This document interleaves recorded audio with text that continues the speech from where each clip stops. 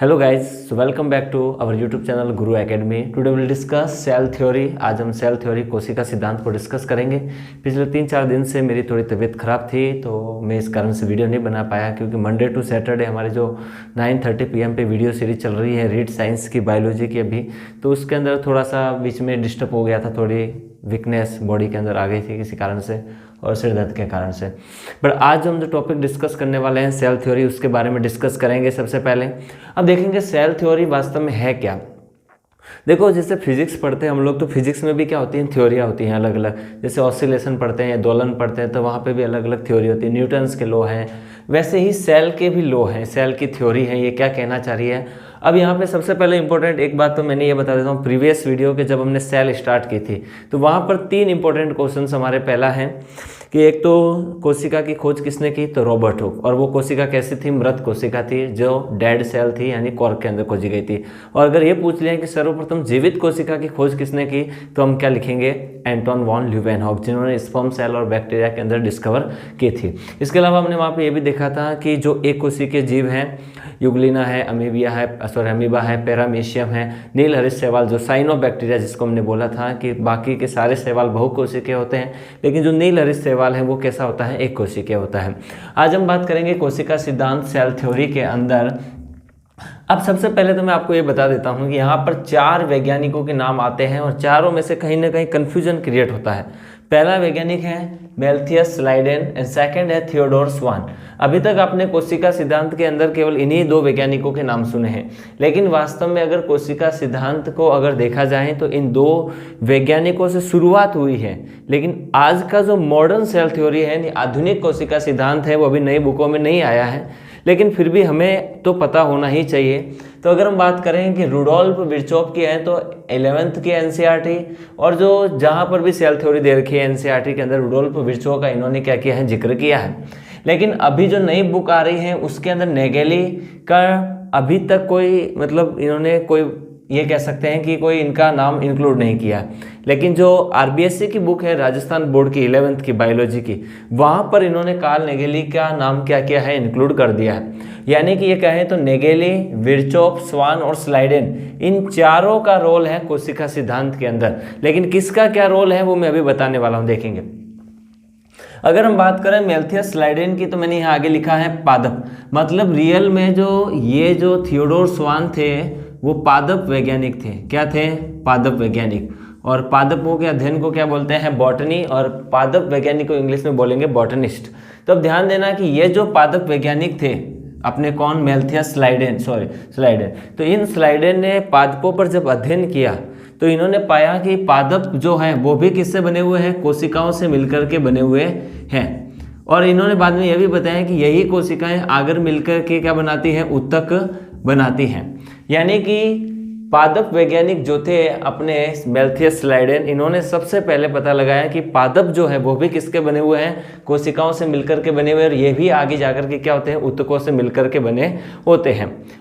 अब नेक्स्ट आगे हम बात करेंगे अगर जंतु वैज्ञानिक की, तो कौन है, थियोडोर स्वान।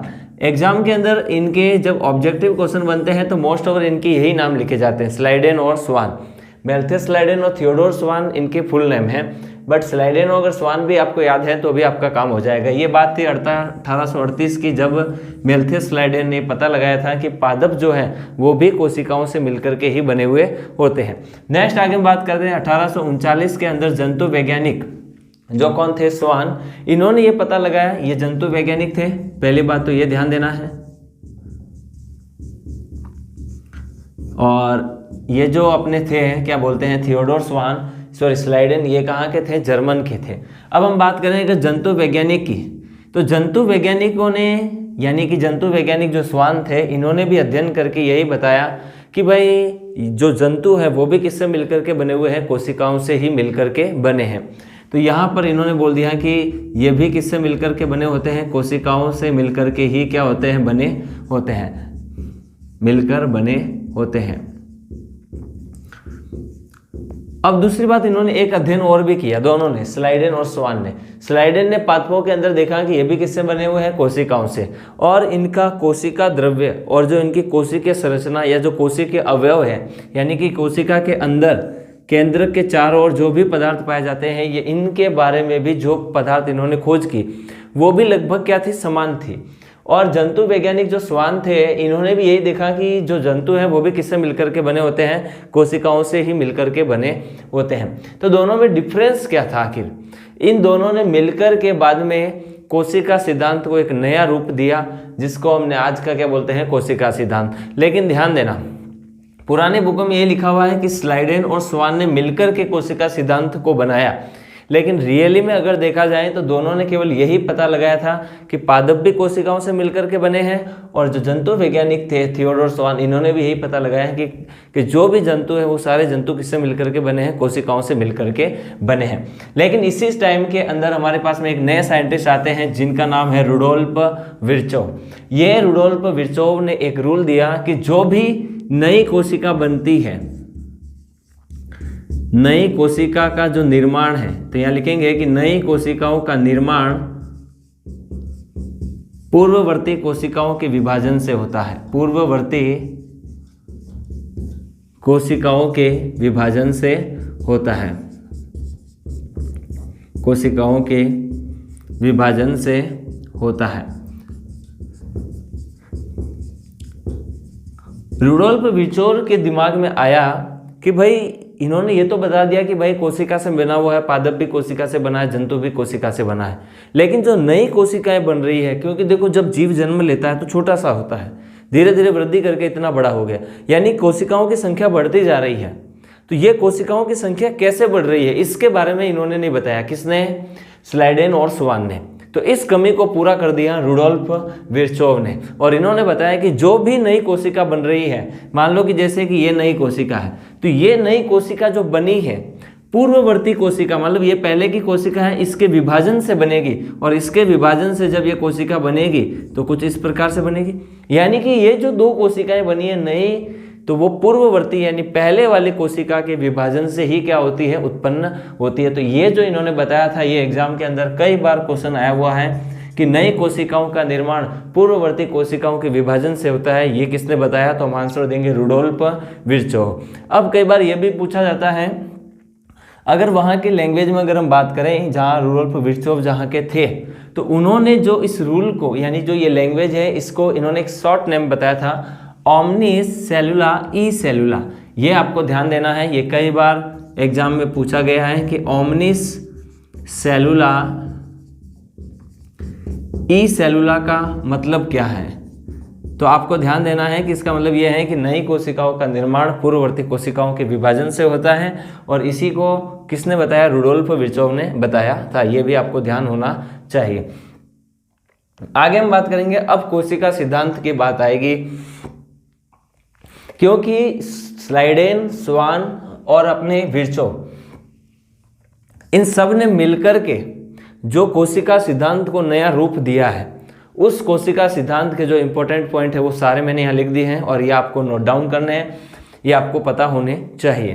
तो देखेंगे, नेगेली और विर्चोव ने दोनों ने मिलकर के कोशिका सिद्धांत को एक नया रूप दे दिया। लेकिन अगर एग्जाम के अंदर आपके ऑप्शन में दिखाई दे रहा है कि कोशिका सिद्धांत कौन से वैज्ञानिक ने दिया, और वहाँ ऑप्शन में आपको दिख रहा है कि स्लाइडेन व स्वान, एक ही ऑप्शन में अगर स्लाइडेन और स्वान दोनों दिख रहे हैं, तो आपको ऑप्शन किस पे टिक लगाना है? स्लाइडेन और स्वान पे ही टिक लगाना है। मैं तो आपको लेटेस्ट अपडेट के हिसाब से बता रहा हूँ कि अभी अगर हम बात करें तो रियली में जो अभी का जो कोशिका सिद्धांत है, जिसके अंदर मैंने डी और ई वाला जो पॉइंट अटैच किया है, वो नेगेली और विर्चोव के चारों साइंटिस्ट के मिलने के बाद में जो कोशिका सिद्धांत नया आया है। क्योंकि देखो, पहला पॉइंट और बी पॉइंट, ये कोशिका सिद्धांत जो है वो स्लाइडेन, स्वान और विर्चोव, क्योंकि विर्चोव ने ही बताया था कि नई कोशिकाओं का निर्माण पूर्ववर्ती कोशिकाओं के विभाजन से होता है। तो ये एग्जाम में कई बार पूछा जाता है कि जब विर्चोव के साथ में कोशिका विभाजन है तो ये पॉइंट अटैच होगा यहाँ पर। मतलब आप बात समझ रहे हैं कि जब तक केवल ए पॉइंट है तो कोशिका सिद्धांत स्लाइडेन और स्वान ने दिया है कि देखो सभी जीव कोशिका और उनके उत्पादों से मिलकर के बने होते हैं, यानी कि ये भी कोशिका से मिलकर के बने, ये भी कोशिका से मिलकर के बताया। ये किसने बताया? स्लाइडेन और स्वान ने। तो ए पॉइंट तक है तो स्लाइडेन और स्वान का कोशिका सिद्धांत है। लेकिन मैं आपको बार बार बोल रहा हूँ कि अगर एग्जाम में आ गया कि कोशिका सिद्धांत किसने दिया, तो आपको स्लाइडेन और स्वान वाले ऑप्शन को ही टिक लगाना है, क्योंकि अभी तक एनसीईआरटी के अंदर आ चुका है लेकिन अपडेट नहीं हुआ है। तो यानी कि जब अपडेट होगा नेगेली और विर्चोव का कोशिका सिद्धांत, तब हम आगे जब भी जो लेटेस्ट एग्जाम बाद में कभी होंगे तो उनके अंदर इसको टिक लगाएंगे। फिलहाल हम टिक लगाएंगे स्लाइडेन और स्वान को, ठीक है। और इससे रिलेटेड जो मैं ई टेस्ट PDF जो आप हमारा टेलीग्राम चैनल है वहाँ से जुड़ करके भी प्राप्त कर सकते हैं, क्योंकि आपको कई बार एग्जाम में ये होता है कि क्वेश्चन कैसे आएंगे सर, तो उस क्वेश्चंस के प्रैक्टिस के लिए आप ई टेस्ट PDF हमारे टेलीग्राम चैनल से क्या कर सकते हैं, प्राप्त कर सकते हैं। अब आगे हम बात करेंगे कोशिका सिद्धांत के अंदर वो कौन कौन से पॉइंट अटैच किए गए हैं, वो सारे हम बात करेंगे।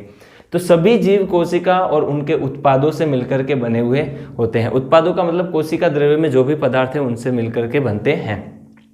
दूसरी बात, नवीन कोशिकाओं का निर्माण, यानी जितनी भी नई कोशिकाएं बन रही हैं वो पूर्ववर्ती कोशिका के विभाजन से ही बनेगी, यानी एक कोशिका से 2, 2 से 4, 4 से 8, इस प्रकार से कोशिकाओं का विभाजन चलता रहेगा और नई कोशिकाओं से पूर्ववर्ती कोशिकाओं से ही नई कोशिकाओं का क्या होता है, निर्माण होता है। तो ये आपको पहला और दूसरा पॉइंट टिक हो गया होगा। थर्ड पॉइंट, कोशिका सजीव की मूलभूत संरचनात्मक, क्रियात्मक और कार्यात्मक इकाई है। मूलभूत यानी बेसिक, सबसे इंपॉर्टेंट, जो सबसे स्मॉल यूनिट, जो सबसे छोटी इकाई है, वो मूलभूत इकाई क्या है, कोशिका। संरचना, हमारे शरीर की जो स्ट्रक्चर बनी हुई है वो भी किससे बनी हुई है, कोशिका के कारण से। क्रियात्मक, जो भी क्रिया हो रही है वो सारी किसमें हो रही है, क्रियात्मक क्रिया, कार्य इसमें कोशिका के द्वारा। और जो भी कार्य हम संपन्न कर रहे हैं उन सब में भी मेन रोल कौन प्ले कर रहा है, सेल प्ले कर रही है, क्योंकि वहाँ से रेस्पिरेशन होने से, ऑक्सीडेशन ऑफ फूड, भोजन का श्वसन होने से, भोजन का ऑक्सीकरण होने से हमारे को ऊर्जा प्राप्त हो रही है और हम कार्य कर रहे हैं।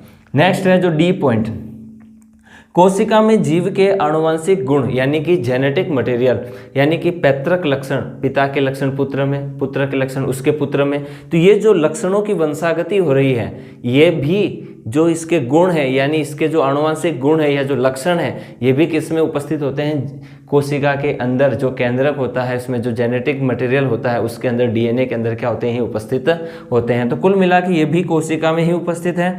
तो आनुवंशिक गुण जो जेनेटिक कैरेक्टर है वो भी सब किस में उपस्थित होते हैं, इसी में उपस्थित होते हैं कोशिका के अंदर। नेक्स्ट अगर हम बात करें पीढ़ी दर पीढ़ी जीवन के सातत्य, सातत्य का मतलब यहाँ पे अस्तित्व भी बोल सकते हैं। कंटिन्यूटी का संचालन कोशिकाओं के द्वारा होता है। हम बोलते हैं ना कि भाई हमारे वंश को आगे कौन बढ़ाएगा, तो यानी कि इसीलिए तो लोग बोलते हैं कि भाई हमारा लड़का हो, ऐसा कोई ज़रूरी नहीं है, क्योंकि आजकल तो लड़कियां भी सबसे आगे निकल रही हैं। तो जब ये बोलते हैं कि ये भाई क्यों, क्योंकि वो वंश को आगे बढ़ाना चाहते हैं। और वंश आगे कैसे बढ़ेगा, तो हम बोलेंगे सातत्य, वो अपने पुत्र को जन्म देगा, पुत्र के पुत्र, तो पीढ़ी दर पीढ़ी सातत्य यानी पैतृक लक्षणों को आगे बढ़ाने का काम भी किसके द्वारा होता है, कोशिका के द्वारा ही होता है, क्योंकि आनुवंशिक गुण उसी में उपस्थित हैं। तो सातत्य का मतलब है कंटिन्यूटी, संचालन कोशिकाओं के द्वारा ही होता है। यहाँ पे हम ये भी बोल सकते हैं अपनी ही जाति का अस्तित्व बनाए रखने के लिए भी हम जनन करते हैं, और जनन के द्वारा पीढ़ी दर पीढ़ी क्या होते हैं, अपने आनुवंशिक गुणों को क्या करते हैं, संचालित करते हैं या फिर ट्रांसफर करते हैं। अब यहाँ पर एग्जाम के अंदर ये तो था इंपॉर्टेंट, अभी तक हो गया कि स्लाइडेन और स्वान ने तो ये बताया, स्लाइडेन ने पादपों में खोज की कि सारे पादप किससे बने होते हैं, कोशिका से। जंतुओं में खोज किसने की, स्वान ने, और स्वान ने बताया कि सारे जंतु किससे मिलकर बने होते हैं, कोशिका से। नई कोशिकाओं का निर्माण पूर्ववर्ती कोशिकाओं के विभाजन से होगा, ये किसने बताया, रुडोल्फ विर्चोव ने। और कार्ल नेगेली और विर्चोव ने इस कोशिका सिद्धांत को एक नया रूप दे दिया। नया रूप क्या, इन तीनों वैज्ञानिकों ने जो काम किया उसको सारा इकट्ठा करके बता दिया। तो ये नेगेली और विर्चोव का कोशिका सिद्धांत हो गया। लेकिन फिर मैं आपको बोल रहा हूँ कि एग्जाम में पूछा कि कोशिका सिद्धांत को किसने दिया, तो हम स्लाइडेन और स्वान को ही फिलहाल टिक लगाएंगे। नेक्स्ट आ गई बात, हाँ अगर ये पूछेंगे तो ये अलग से पूछेंगे, इसको इसके साथ में इंक्लूड नहीं करेंगे वो लोग। नेक्स्ट आगे हम बात करते हैं कोशिका सिद्धांत के अपवाद। अब जो हमने ये 5 रूल पढ़े हैं, 3, 4, 5, कुछ ऐसे जीव भी हैं जो इन रूल्स को फॉलो नहीं करते हैं। क्योंकि देखो अभी हमने बोला सभी पादप कोशिका से मिलकर के बने हैं, सभी जंतु कोशिका से मिलकर के बने हैं, मतलब ये जो रूल है सारे जीवों पर लागू होता है। वो सजीव में कुछ भी हो सकता है, भले वो मोनेरा से, बैक्टीरिया से लगा करके जो हमारा लास्ट किंगडम है एनिमल किंगडम, यानी मोनेरा किंगडम से एनिमल किंगडम तक जितने भी जंतु हैं वो सारे जंतुओं पर ये 5 रूल्स क्या होते हैं, फॉलो होते हैं।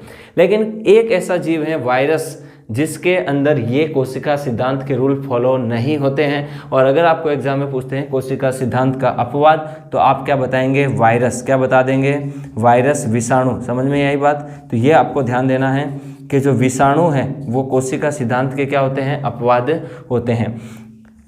तो यहाँ पे लिख देंगे कोशिका सिद्धांत का अपवाद क्या है? विषाणु, वायरस। आखिर ये अपवाद क्यों है, इसके लक्षणों पर हम बात करते हैं। हम देखो, स्वतंत्र विभाजन की क्षमता अनुपस्थित, इनके अंदर स्वयं विभाजन करने के लिए, यानी इनकी जो कोशिकाएं हैं वो स्वयं विभाजित नहीं हो सकती।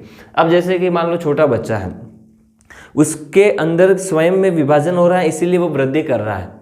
किसी दूसरे की जीव की तो उसे आवश्यकता है नहीं, यानी कि उसके अंदर ये एबिलिटी है कि जैसे मैं अभी देखो बड़ा हो रहा हूँ, तो मेरे अंदर की जो कोशिका हैं वो खुद विभाजित हो रही हैं, किसी दूसरे जीव पर मैं निर्भर नहीं हूँ अपने विभाजन की क्षमता के लिए।